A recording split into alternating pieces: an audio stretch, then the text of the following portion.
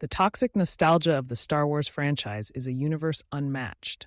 Few franchises in cinematic history have captured imaginations quite like Star Wars. When George Lucas released the original film in 1977, it was a revelation. A space opera that dazzled with groundbreaking effects, a stirring score, and a timeless tale of good versus evil. It was, as Lucas himself has stated, a story created primarily for children. Yet, as the franchise has grown into a cultural juggernaut, a darker side of fandom has emerged. This phenomenon has not only weighed down the galaxy Lucas built, but has also turned the Star Wars universe into a relentless cycle of money grabs and unmet expectations.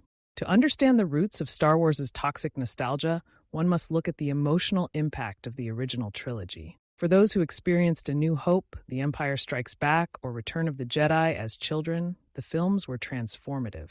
Seeing a lightsaber ignite for the first time or witnessing the destruction of the Death Star on the big screen was pure magic. But here's the catch. That magic was tied to the wonder and innocence of childhood. As adults, many fans now expect to feel the same excitement they did as 7 or 8-year-olds watching Star Wars for the first time. This is an impossible standard. No amount of stunning visuals or epic battles can recreate the unique emotional resonance of experiencing something groundbreaking at a formative age. And yet, fans hold every new entry to this unattainable benchmark, setting themselves up for disappointment. The cycle of toxic nostalgia has had profound effects on the franchise's trajectory. When the prequel trilogy was released, starting with The Phantom Menace in 1999, it was met with significant backlash.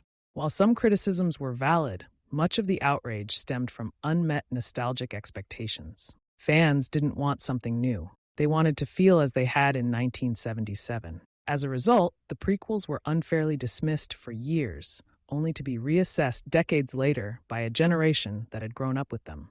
The same pattern repeated itself with Disney's sequel trilogy. The Force Awakens initially received praise for its return to the franchise's roots, but was later criticized for being too derivative. The Last Jedi subverted many long-standing Star Wars tropes, attempting to push the series into new territory. It was a bold, creative choice, but it also ignited a firestorm of vitriol from fans who felt it had strayed too far from their nostalgic ideals. The toxicity reached a fever pitch with The Rise of Skywalker, a film that desperately tried to please everyone and ended up pleasing few. It became clear that the franchise was trapped in a lose-lose situation, burdened by the weight of fan expectations.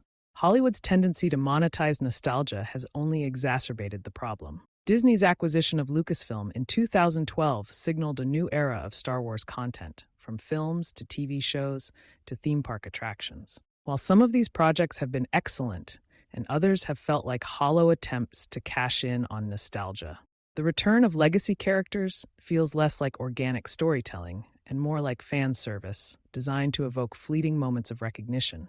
Even beyond the films, the franchise has expanded into a dizzying array of spin-offs, merchandise, and re-releases. While there's nothing inherently wrong with a company profiting from its intellectual property, the sheer volume of Star Wars content can feel overwhelming. Worse, it reinforces the idea that the franchise is less about innovation and more about keeping the nostalgia machine running at full speed. At the heart of this issue lies a hard truth. The most toxic Star Wars fans are those who demand to feel the way they did as children. Rather than appreciating new entries for what they are, they judge them for failing to replicate a nearly 50-year-old emotional experience. This mindset not only robs fans of the ability to enjoy the franchise's evolution, but also fosters a culture of negativity that permeates online discussions and social media. This toxicity doesn't just affect the fan base, it also affects the creators. Directors, writers, and actors face immense pressure to meet impossible standards, often enduring harassment when their work doesn't align with fan expectations. The backlash against actors themselves is a sobering reminder of how toxic nostalgia can turn ugly. So what's the solution? It starts with a shift in perspective. Star Wars fans need to let go of the idea that every new film or show must recreate the feelings they had as children. Instead, they should approach each entry with an open mind, appreciating it for what it brings to the table rather than what it lacks. Not every story needs to revolve around the Skywalker saga.